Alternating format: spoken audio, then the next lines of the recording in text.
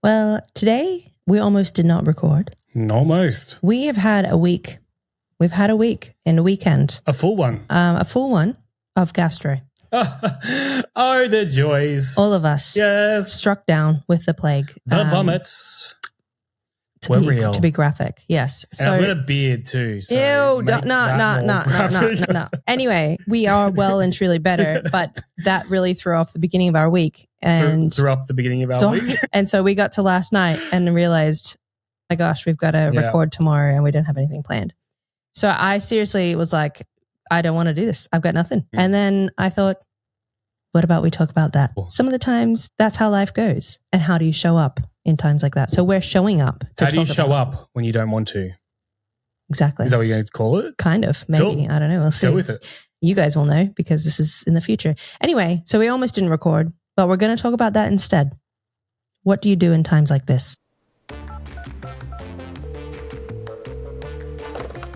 Honey, we need to chat.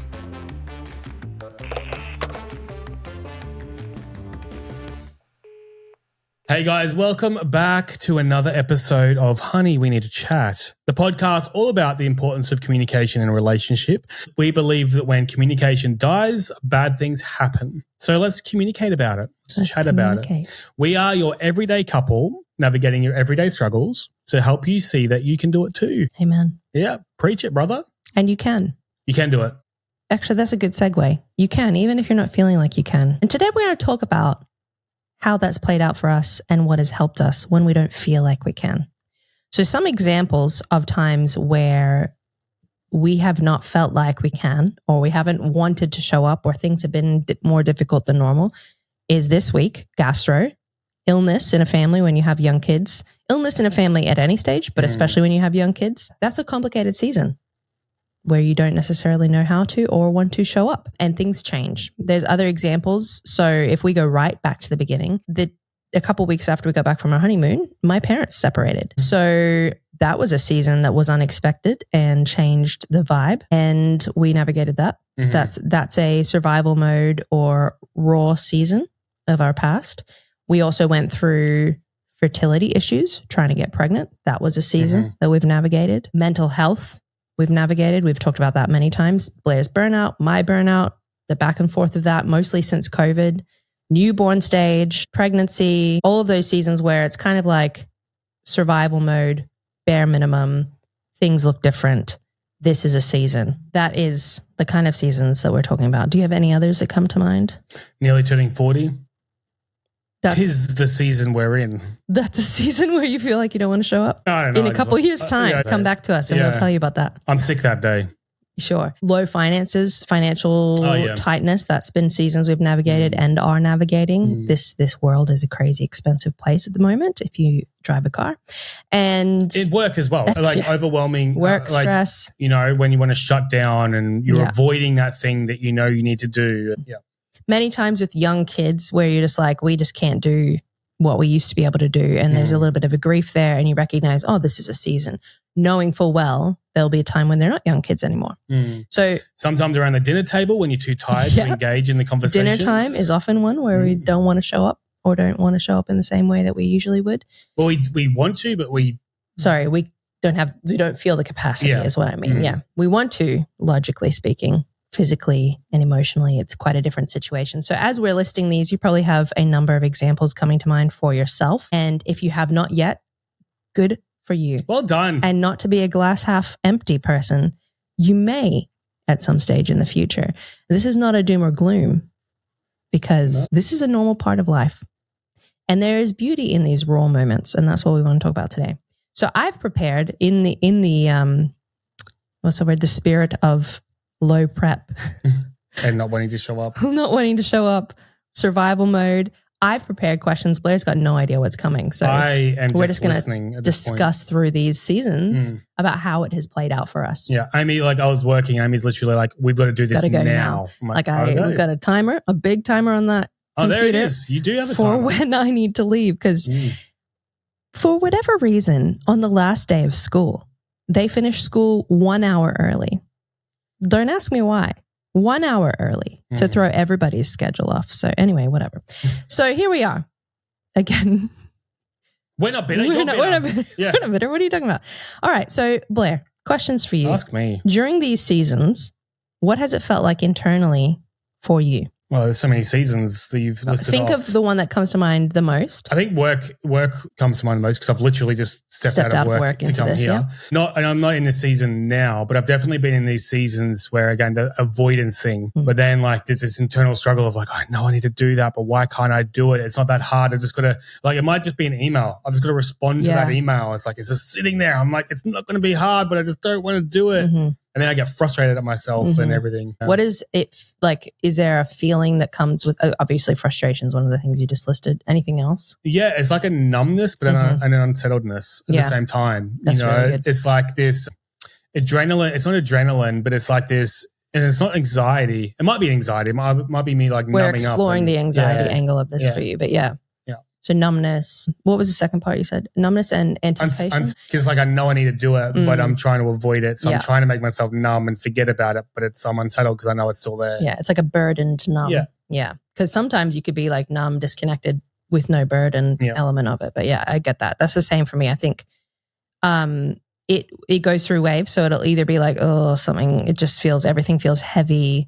A fog is what comes to mind. Like I feel foggy in my brain. I can't get clarity. Yeah. And the times where I have sat down and listed everything that is going through my mind, a lot of the time I realize, there's very little, or not very little, but it's way smaller than it feels in my head because it just feels noisy and foggy and confusing and overwhelming. My capacity feels low. And then it'll move into a season of like something has to shift. And it's like restless legs when you're in bed and you've got restless legs and you cannot get comfortable. It's like that where my brain starts to be like, what do we need to do? And then I go into problem solving mode. And I actually like that mode a lot more than the fogginess. But it all depends on what it is though. Yeah. So my work response is different. So let's say the dinner table response, right? Like, so for me, when I'm at the dinner table, it's always loud. Like our house is always loud when the kids are here. And we love that when we're in the mood for it. When we're not, I get overwhelmed, I get snappy, and I get frustrated at myself because they're having a great time. Yeah. They're so happy and I'm the one that's sitting there all moody and tired and I just can't engage with the amount of energy or loudness that's happening at the table. And it's like I want to because I want, my expectations of what happens around the dinner table is like I want it to be if you could choose it, that's what it would be. Yeah, exactly. Yeah. Like this place where the family's together and the dinner table is such a special thing and I'm dampening that, you know. So it's different depending on what the situation is. 100%. Yeah. And do you know what goes through my mind in those moments? No. I married the loudest family and I made the loudest family ever. You did make the loudest family. With the loudest. No, I'm just kidding. That actually does not go through my mind. Every now and then I'll look at Blair and think, you did this to me. Because I know some families, everyone has their chaos. Some families, it's not the noise. That's not the chaos. What is it? Oh, like whatever else, like behavior or like arguments, whatever, but not loud. But that's okay. But the thing is, it's not even just volume sometimes. Sometimes it's just like they're all... everything at once. They're not even talking sometimes. They're all just making a sound. A consistent and sound. Moving constantly. And not trying to play off each other by doing that. They just make random... Yeah, so it's just like... it's amazing. Yeah. To be clear, I actually love it. And I don't think that very often. But every night, it's more of a jokey thing when I look at Blair and think... It's like when you're breastfeeding in the middle of the night and you look over at your sleeping husband and you're like, yeah, I hate that. You and your useless lack of milk. Anyway, cool. So that's how, and how you feel will be different per person, will be different per season, but that's just a little beautiful, uplifting glimpse at what goes on internally during seasons like this. So when that happens, what is your default naturally and what is becoming our default intentionally in those seasons? Well, didn't we just go through the default naturally? What do you mean? Like we shut down or... Oh, yeah, I guess so. Yeah. Is there any other defaults that come to mind? Like your default response? You shut down for work stuff. If it's loud, you shut down as well. I guess shut down. I think shut down. Yeah, I think I shut down. So I try and avoid the situation. So legit, I put earplugs in at the dinner table sometimes because it's like it helps me regulate the amount of noise that's going on. So it makes me... I can shut down. And sometimes it's better for me to shut down because if I don't, I get cranky, and I'd rather me shut down than be cranky sometimes. Well, it's your method of regulation in that moment, whether it's positive or negative. Yeah. I think for me, and this has just been the ongoing challenge, but it's just like, how do I finish work well? So, how do I, because again, working from home, this is one challenge. I don't get to decompress after a day. It's like you go straight from that, straight into chaos. You might be cooking dinner, or I've got to cook dinner, then it's straight to the dinner table, and then it's straight to bed. And it's like this whole thing, like straight away, and it's quite intense. So I think it's learning how to do that well. Like sometimes when we're going really well, we'll go for a walk or something, you know what I mean? But it's so easy to get out of that rhythm. But anyway, like those sorts of things definitely help. But like if I was to look at an actual like period of time season rather than a situation season, if we go back to the burnout, for that it was the same. I shut down. Like I was really just shut down, and because I didn't know what was going on. And the best thing for then was the physical activity. I was talking to a coworker the other day, because we work in the mental health space and everything. And I was talking about how, for me, I'm really going through the checklist of things that I need to do to sort of live that healthy lifestyle balance. And like socializing is one of them, like getting out of the house more is another. And I was like, they're great, but if I don't have physical exercise, it doesn't hit it. Like I need to have nothing. It doesn't have to be anything intense, but if I'm not walking for like 10 minutes a day or something, like getting out of the house and going for a walk around the block, like that in itself, if I don't do those things itself, I noticed a big difference when I do those things. Yeah, definitely. Yeah. My default when we're in seasons like this is to shut down in my own way. And then like I said before, I move into problem solving, which is not bad, but it can become all consuming and quite like almost obsessive. And then when I find an answer, then I'm like, it feels so good. That's exactly what it feels like in my head, which is helpful when the answers work. And it sounds nice. It sounds nice. I like that sound in my head. So what does showing up actually look like when we're in these seasons? I think, yeah, that's a good question, because if you don't know how you want to show up in those seasons, it's hard to actually put things in place or prepare for that. Because I think preparation is a big thing, is like, again, like if we're looking at the work situation, if preparing to leave my office or shut my computer is definitely something that I need to put in place of like, I'm going to go through these steps. I don't just shut it and walk out because I'm not prepared to go there. So how am I planning that? But if I look at the period of time season, it's looking at when you're not down for as long. So I haven't shut down for as long, because the season is the season. So if it's the season that's overwhelming and I'm shutting down, like that's the season I'm in, but I'm not in that for as long because I'm prepared for when I do that. I've identified what I naturally do, which is shut down, and I've prepared for when those situations arise. It's like, cool, that's happening again. So I'm aware of it now that it's happening.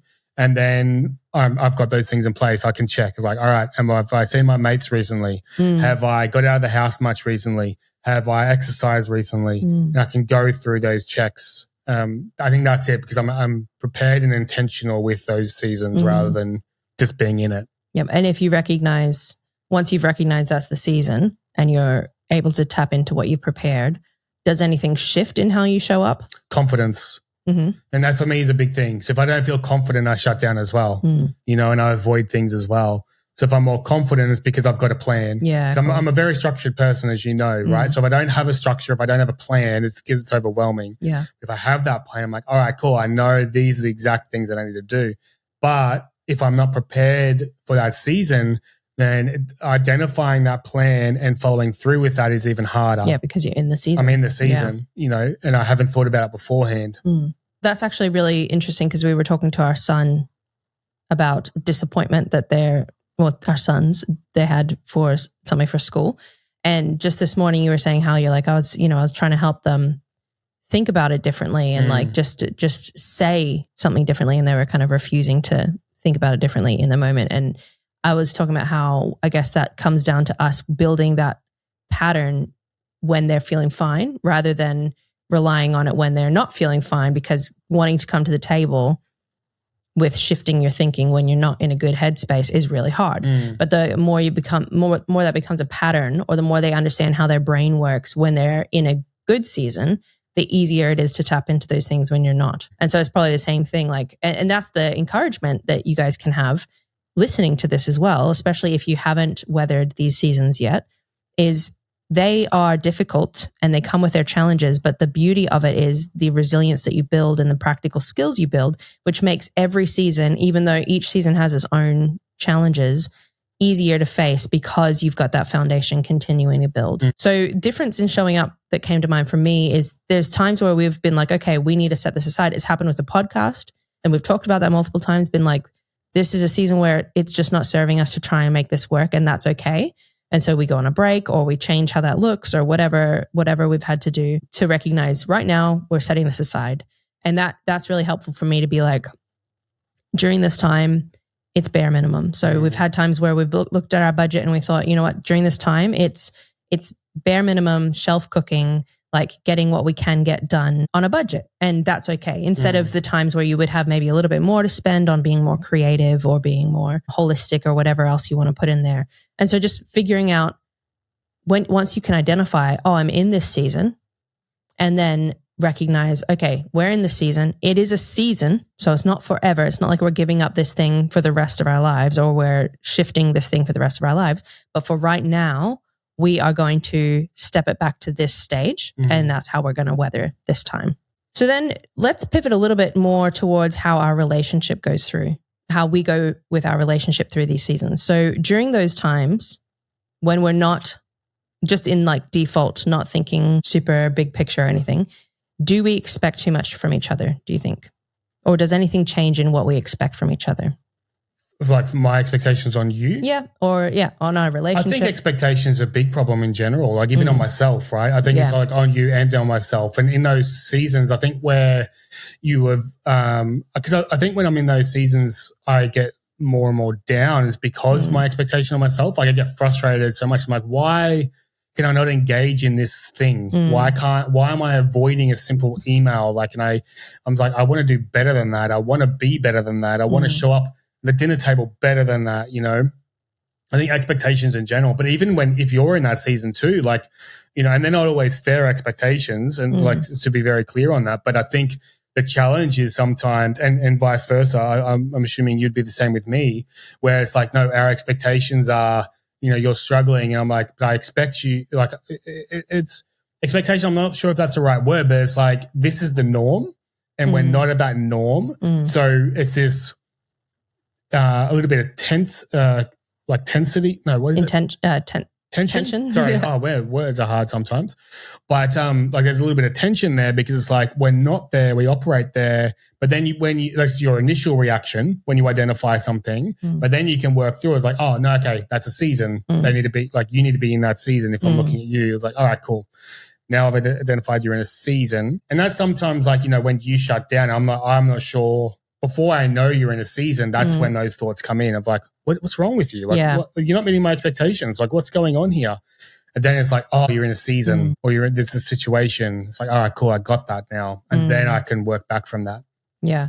I think expectations are something that you wrestle with more than me, just in general, because you have very high standards for yourself, very high work ethic, and that's how you were raised and that's kind of part of your natural personality. So you tend to be like, I don't understand why this isn't matching this, whether it's how, you know, it's played out in every area and mostly with yourself. So I don't think that it plays out the same for me. What probably plays out the same is, and we've talked about this so much, my expectation that you'll communicate or my expectation that you'll be ready to work on, like to talk through, bring me in on it, be clear on what's happening. Those kinds of things would be more like, I'd be like, why isn't he upset? Why isn't he sharing? Is he mad? And that's when I jump to all of those conclusions and that kind of thing. And then what I would probably wrestle with the most is not getting catastrophically thinking about it and being like, something is wrong. Like something's wrong, as in something's not normal, but I will spiral and be like, maybe he loves somebody else. That's the most extreme. That doesn't happen much, but is he just disconnect from this relationship? He doesn't really want to be here. Like I will jump to those kinds of defaults if I feel like something's off. And actually what's interesting about your expectations playing out on yourself, and we have this perfect mix because then my catastrophic thinking jumps onto it as well. Your expectations on yourself when you aren't meeting them usually plays out in you like withdrawing and being a bit like snappier or crankier.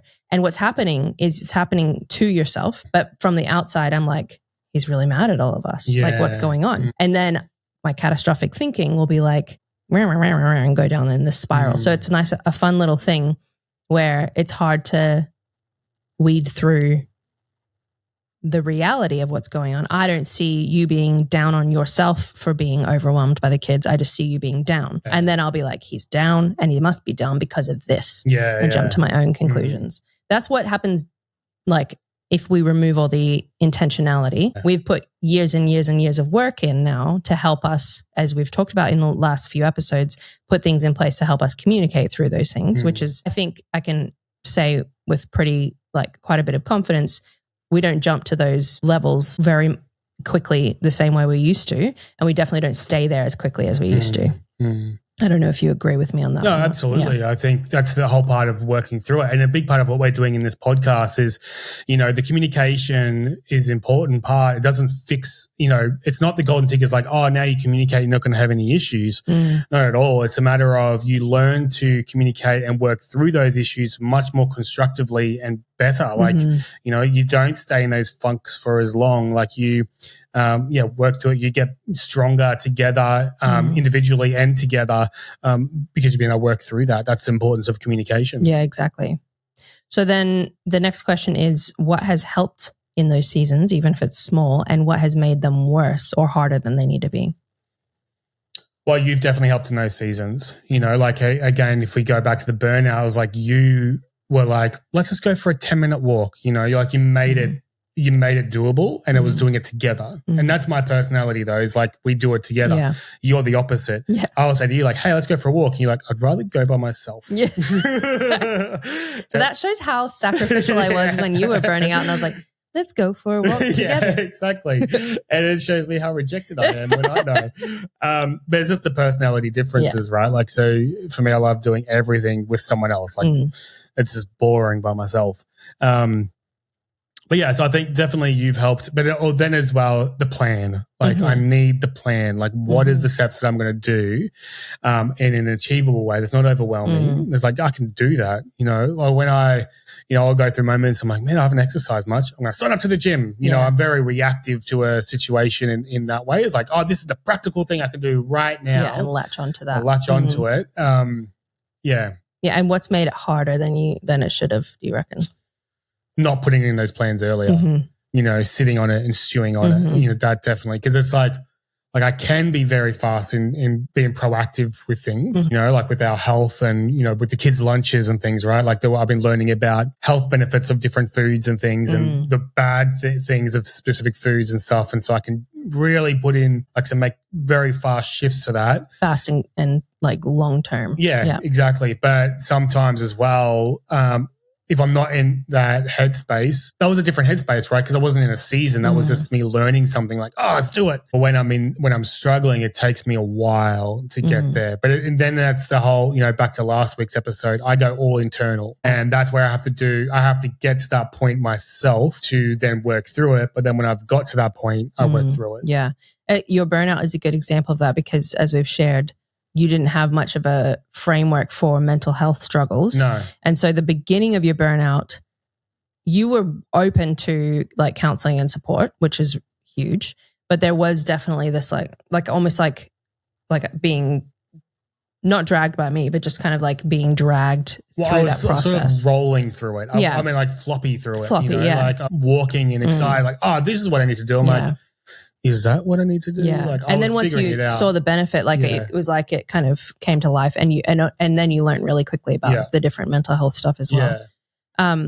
And for me, it's the same. 100%. I think we just have a good balance, but also we've figured out the balance. Yeah. I think everyone's got a balance. They just need to figure that out, where I would spiral, and you're good at clarity and bringing things up and reminding. And as the time has gone on, the gentle reminding has become easier and easier because of my sensitive emotions to come out of, or to become that practical way. And then for me as well, once I found a plan, like I said, I will spiral or be like, I've got no idea. And then once I found a plan, it's like a lifeline, and I will be like, yes, this is what we're doing. And that I love that. But what's made it harder is 100% catastrophic thinking, 100%. And also I don't know, like just not, I guess I didn't have an idea of actually being able to change things for a while. So now having this like, oh, you can impact things. Like the things you do can actually make change. It's not just a nice like, oh yeah, walks are good when you're struggling or, you know, I don't know, just seeing that play out and actually have the change has been what's helpful for me. So, and I don't know about you, but for me, these times in our relationship have been the most helpful times. Like they've been the hardest times, but every time we've come out of them, we've been so much stronger and we have learned so much in that process that I would never trade it. Doesn't mean that I'm happy with what happened in the time, but I wouldn't trade what we've learned together. But that's the thing is like every situation, every circumstance, every season molds you for who you are, right? And some of those things are negative, you know, 100%. But it's like, then how do you work through those negatives? And we've had to do that. Like I've had negative traits, you know, that I've had to really work through in our relationship. You've had negative traits, we both have. You know, and, but yeah, like, I mean, but even those negatives, you know, going through that, working through that, then makes it this strength that you didn't have before. Yeah, I don't even know. Like this understanding of yourself, and then it's like understanding of why you did that, and then it's the strength of like, oh, I can see the pattern and how to work on it. Exactly, yeah. So I don't even know if I'd call them negative. Like I think they're just traits, and some of them maybe are more constructive or like I don't know, but. Like, there's like it's like turning it around to see the strength. I don't know. It's complicated, but definitely. So I was thinking when I was preparing these about how in traditional wedding vows, you say for better or for worse, for richer, for poorer, in sickness and in health. And they're obviously the contrast. So they're covering in every scenario, we're committing to each other and how that can sound really depressing, I guess. And what we're saying today could probably sound really depressing. But I mean this with my entire heart. I think it's so beautiful because of the commitment and the beauty and the richness that comes to your life when you're navigating hard times with somebody that you've committed to. And if we commit to somebody only in the good times or when it feels good, that's such a flawed thing because regardless of who you are, who you're with, you will have hardships in this life because that's part of life. Even the fact that we're born and we all die, like that is surprise. Yeah, that is one thing that will bring challenges, if nothing else. But there is going to be other things completely outside of your control or within your control. And so I was thinking about those vows and how beautiful they were, and I looked into the history of them. They're from like 1560 something. Since then is when they've been included in traditional wedding vows. And the history of marriage was not based on this love feeling, which we've spoken about love a few times on the podcast. We talk about love all the time, indirectly, obviously. But love is so misrepresented. And so I've written down a few things, a few thoughts on what love really is. So love is not just a feeling, and that's really important. There's a quote that I've got here, which is, where is it? Feelings are not always instructions. So your emotional state is real and valid in terms of you need to be aware of what's going on for yourself. And the more you're aware of the emotions you're navigating, the more helpful it can be in terms of navigating them. But a feeling does not equal a fact or does not equal an instruction or does not equal even a reliable source of information. It is a very changeable piece of information for us, very open to impact from a lot of different areas. And that's why love is not just a feeling. So love, part of it is a feeling, but love is not just a feeling. It is a pattern of choices, behaviors, and actions that prioritize the relationship over the moment. So it's an ongoing decision to act in the best interest of the relationship, even when it's not the easiest or the most natural option in the moment. And that's why when you're preparing to get married or you're preparing to be in committed relationship with each other, you're not committing to being in that when it's cruisy and easy, when it feels good, when you're feeling all the butterflies of whatever it is you've decided love means. That's not what you're committing to. You're committing to the benefit of the relationship in a healthy, constructive way.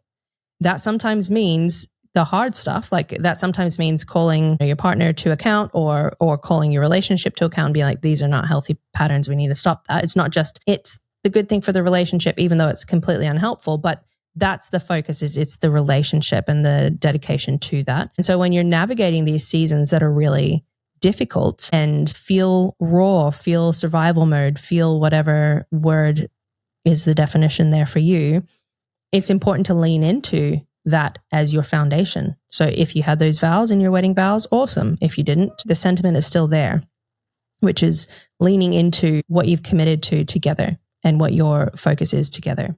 And I think that's important regardless of your relationship and your status of your relationship, is deciding what those values are for you guys. And if you haven't had that conversation clearly, maybe now's a good time to have that conversation, because when you're not in those seasons, like you said earlier, it's so much easier to set yourself up for them. So there's a few things to just suggest as we wrap up, that if you're facing a season like this, might be helpful, practically speaking, because you're going to be fight or flight. You're going to be survival mode. It's not going to be easy to be big picture at that stage. So these things might be helpful to have in your toolkit to navigate them if they come up for you. First one is the 10% rule.